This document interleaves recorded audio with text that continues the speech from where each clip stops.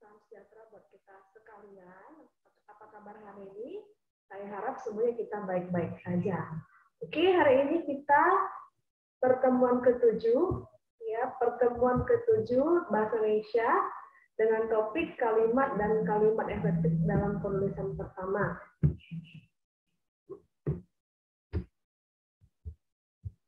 Adapun subtopik kita hari ini ada 3. Yang pertama mengenai pengertian kalimat dan kalimat efektif. Yang kedua persyaratan kalimat efektif. Yang ketiga diksi. Kita masuk ke subtopik yang pertama, pengertian kalimat dan kalimat efektif. Kalimat adalah suatu bahasa terkecil yang mengungkapkan pikiran yang utuh, baik dengan cara lisan maupun tulisan. Oke, dengan kata lain adalah ya, kalimat adalah susunan kata yang terdiri dari subjek, predikat, dan objek. Ini kita masuk ke pengertian kalimat efektif. Kalimat efektif merupakan kalimat yang harus tepat sasaran dalam penyampaian dan pemberian bagi pembacanya. Oke, kita masuk ke persyaratan kalimat efektif. Ada 6 persyaratan kalimat efektif. Yang pertama, kesatuan fungsi gramatikal. Fungsi gramatikal atau unsur struktur dalam kalimat dikenal dengan istilah subjek, predikat, objek, pelengkap, dan keterangan yang dirumuskan atau disingkat menjadi subjek plus predikat plus objek garis miring pelengkap ditambah keterangan. Yang kedua, kepaduan atau koherensi dalam kalimat. Kepaduan dalam kalimat harus koheren. Contoh kalimat yang tidak koherensi, kita dapat melihat contoh yang tidak koherensi di sini, yaitu pelaksanaan seminar itu karena jalan macet harus tunda 1 jam kemudian. Pelaksanaan seminar itu, di sini kalimatnya agak sedikit rancau, sehingga kita tidak dapat mengerti apa isi dari kalimat tersebut. Kita lihat di sini pembetulan kalimat yang koherensi. Ini adalah kalimat yang benar dari contoh di atas. Kalimat benarnya, karena jalan macet, pelaksanaan seminar itu ditunda 1 jam kemudian. Karena jalan macet, pelaksanaan seminar itu ditunda 1 jam kemudian. Sehingga pesan dalam kalimat tersebut dapat tersampaikan dengan baik.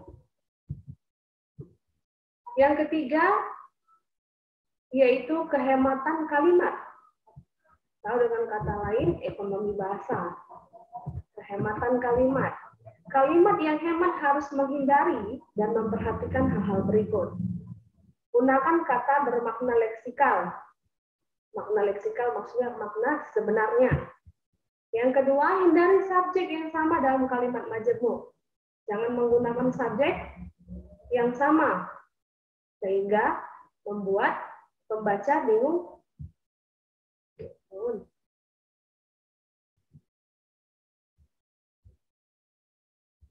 Yang kedua, hindari subjek yang sama dalam kalimat majemuk. Yang ketiga, hindari pemakaian hiponim dan sinonim yang tidak perlu. Keempat, hindari penggunaan kata depan atau preposisi di depan kalimat dan di depan subjek. Hindari penggunaan kata penghubung, konjungsi di depan subjek dan di belakang predikat yang berkata kerja transitif. Hindari fungsi tanda baca dan pengulangan kata dalam rincian.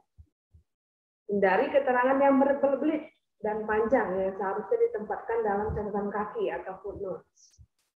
Yang terakhir, hindari pemborosan kata dan afiksasi yang tidak jelas fungsinya.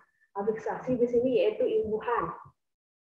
Kita harus menghindari pemborosan kata dan afiksasi yang tidak jelas fungsinya sehingga kalimat yang ditulis dapat tersampaikan dengan baik kepada pembacanya. Perhatikanlah contoh berikut, yaitu kalimat kurang memperhatikan ekonomi bahasa. Dalam ruangan ini, kita dapat menemukan barang-barang antara lain seperti meja, kursi, buku, lampu, dan lain-lain. Yang kedua, karena modal di bank terbatas, sehingga tidak semua pengusaha lemah memperoleh kredit. Yang ketiga, apabila pada hari itu saya berhalangan hadir, maka rapat akan dipimpin oleh saudara Sarjudin. Ini adalah beberapa contoh kalimat yang kurang memperhatikan ekonomi bahasa. Di sini ada perbaikan dalam kalimat contoh di atas tersebut. Perbaikan kalimat yang memperhatikan ekonomi bahasa berikut. Yang nomor 1, dalam ruangan ini kita dapat menemukan barang-barang antara lain seperti meja, kursi buku, lampu, dan lain-lain. Kalimat yang benarnya, dalam ruangan ini kita dapat menemukan meja, kursi, buku, lampu, dan lain-lain. Yang kedua, karena modal di bank terbatas, tidak semua pengusaha lemah memperoleh kredit. Bisa juga dibuat, contohnya seperti yang nomor 2 ini, ya B2, ini B1 untuk yang nomor 2. Ini yang contoh pertama yang ekonomi bahasanya baik, yang ini contoh yang keduanya. Modal di bank terbatas, sehingga tidak semua pengusaha lemah memperoleh kredit.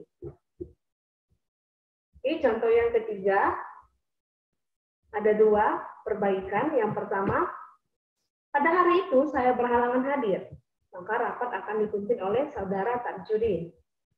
Kalimat yang ekonomi bahasanya bagus, contohnya, apabila pada hari itu saya berhalangan hadir, rapat akan dipimpin oleh saudara Tarjudin.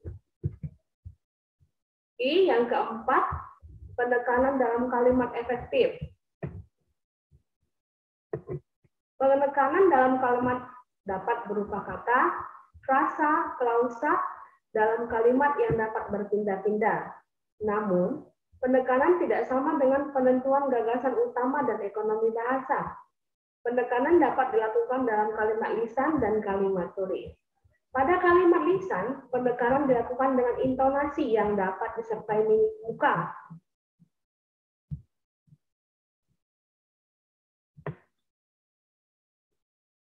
Dan bentuk nonverbal lainnya. Penekanan dalam kalimat tulis dapat dilakukan dengan cara-cara berikut. Ini kita akan lihat ya, cara-cara penekanan dalam kalimat tulis. Yang pertama adalah mutasi. Mutasi yaitu mengubah posisi kalimat dengan menempatkan bagian yang penting pada awal kalimat. Contohnya, minggu depan akan diadakan seminar. Minggu depan akan diadakan seminar pencerahan Pancasila bagi mahasiswa. Itu adalah contoh mutasi. Yang kedua, yang dapat kita lakukan dalam penekanan kalimat tulis, yaitu repetisi. Repetisi yaitu mengulang kata yang sama dalam kalimat yang bukan berupa sinonim kata. Contohnya, kalau pimpinan sudah mengatakan tidak, tetap tidak. Kursif yaitu menulis miring, menghitamkan atau menggarisbawahi kata yang dipentingkan. Contoh, bab 2 skripsi ini tidak membicarakan fluktuasi harga saham. Nah, contoh kursif yaitu menulis miring atau bisa menghitamkan atau bisa menggarisbawahi kata yang paling penting. Di sini kata yang paling penting adalah tidak, sehingga dihitamkan. Yang selanjutnya pertentangan, yaitu menempatkan kata yang bertentangan dalam kalimat. Bertentangan bukan berarti antonim kata. Contohnya, dia sebetulnya pintar tetapi malas kuliah. Selanjutnya partikel, yaitu menempatkan partikel. Contoh artikelnya lah, kah, pun, pertah, sebelum atau sesudah kata yang dipentingkan dalam kalimat. Contohnya, dalam berdemokrasi, apapun harus transparan kepada rakyat. Ini adalah contoh-contoh penekanan. Ya, penekanan kalimat tulis. Ada mutasi, repetisi, kursif, pertentangan, dan partikel. Kita masuk ke nomor 5. Kesejajaran. Kesejajaran atau paralelisme.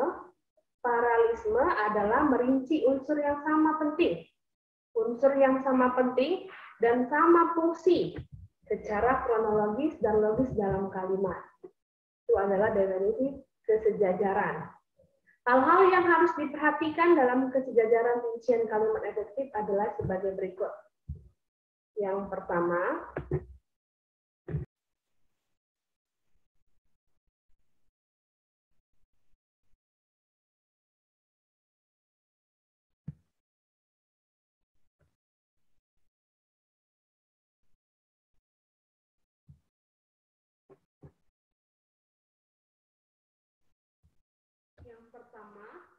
tentukanlah apakah kesejajaran berada pada kalimat atau paragraf. Yang kedua, jika urutan rincian dalam bentuk frasa, rincian urutan berikutnya harus dalam bentuk frasa juga. Dan terakhir, penomoran dalam rincian harus konsisten. Itu adalah penjelasan di kesejajaran dalam kalimat. Kita masuk ke nomor 6. Pembahasan nomor 6, yaitu kevariasian dalam kalimat efektif. Pada dasarnya, kevariasian adalah upaya penganekaragaman pola, bentuk, dan jenis kalimat agar pembaca tetap termotivasi membaca dan memahami teks.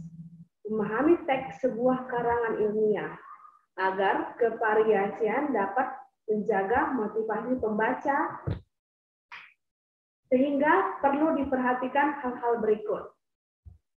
Yang pertama, awal kalimat tidak selalu dimulai dengan unsur subjek, tetapi kalimat dapat dimulai dengan predikat dan keterangan sebagai variasi dalam penataan pola kalimat.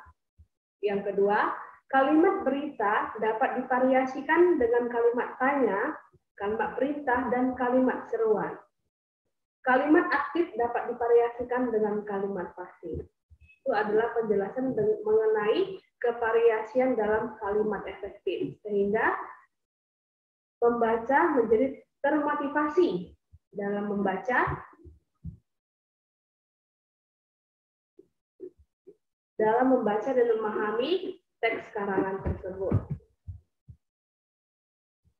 Kita masuk ke subtopik selanjutnya, yaitu diksi. Pengertian diksi. Diksi berarti pilihan kata yang tepat. Diksi adalah pilihan kata. Pilihan kata yang tepat dan selaras. Cocok penggunaannya untuk mengungkapkan gagasan sehingga memperoleh efek tertentu seperti yang diharapkan.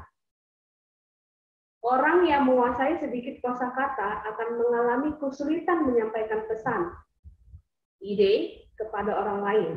Menyampaikan pesan, ide kepada orang lain. Paling tidak, sangat terbatas dibandingkan orang yang menguasai kosakata yang lebih banyak. Itu adalah pengertian diksi. Diksi itu adalah pilihan kata, dan kata yang tepat dan selaras dalam kalimat. Yang kedua, persyaratan diksi.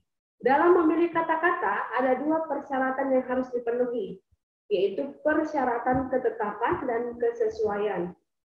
Untuk memenuhi persyaratan tersebut, perlu diperhatikan A. Kaidah kelompok kata atau frasa, B.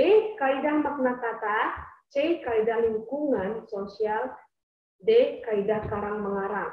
Itu adalah persyaratan diksi. Kita masuk ke kaidah kelompok kata atau frasa, ya. Syarat yang harus diperhatikan dengan cermat ketika ingin memilih kata dengan baik dan benar adalah yang pertama tepat, yang kedua pemilihan kata dengan menempatkannya pada kelompoknya, yang ketiga seksama, dan yang terakhir makna kata harus benar dan sesuai dengan apa yang hendak disampaikan. Contohnya, kata besar, agung, akbar, raya, dan tinggi termasuk kata-kata yang bersinonim. Kita biasanya mengatakan hari raya serta hari besar, tetapi kita tidak pernah mengatakan hari agung, hari akbar, ataupun hari tinggi.